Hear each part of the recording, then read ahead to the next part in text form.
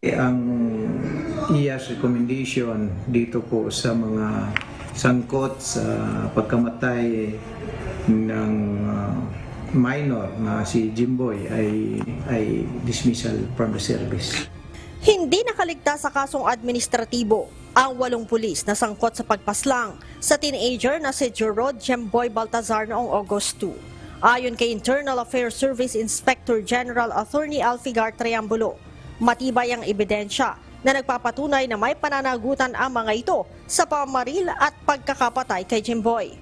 Guilty sa kasong grave irregularity in the performance of duty at conduct unbecoming of a police officer, sina Police Executive Master Sergeant Roberto Balais Jr., Police Staff Sergeant Antonio Bugayong Jr., Police Staff Sergeant Jerry Maliban, Police Staff Sergeant Nico Pines Esquilon, Police Corporal Edmar Jake Blanco at Patrolman Benedict Mangada.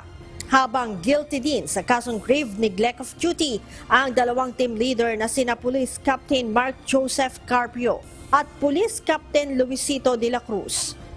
Itong 6 dito ay umaamin na talagang sila ay nagputok sa kanilang baril.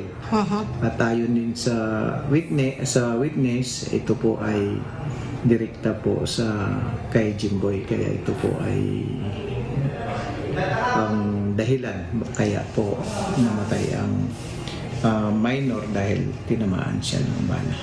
Ano ang recommendation naman nyo doon sa 2 opisyal na team leader po nitong...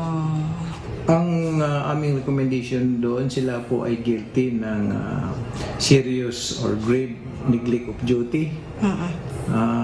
Dahil ito ay hindi lang personally supervise nila, nandoon talaga sila sa kasama sa operation. Ang rekomendasyon ng IAS ay ipinadala na sa Regional Director ng National Capital Region Police Office kahapon, September 6. Ayon kay Attorney Triambulo, si NCRPO Director Police Brigadier General Jose Melencio Nartates Jr. ang magdedesisyon kung sasang-ayunan ang rekomendasyon ng IAS. Ayon pa rin sa existing rules, sila po ay una-una mawala ng benepisyo. At ang kanilang mga eligibility ay automatically forfeited at they are barred from joining again any office of the government. Samantala, dinidinig pa ng IAS ang panibagong kaso laban sa dating Chief of Police ng Navotas at 22 iba pa dahil sa insidente.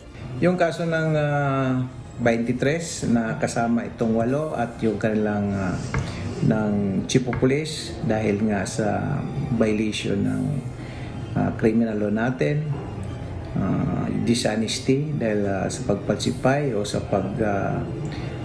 hindi pagsasabi ng totoo sa official document, tsaka conduct unbecoming po kasi itong kanilang ginagawa ay nakakahiya na dapat hindi tularan. Ang naturang mga kaso aniya ay re-resolbahin naman ng IAS sa susunod na linggo.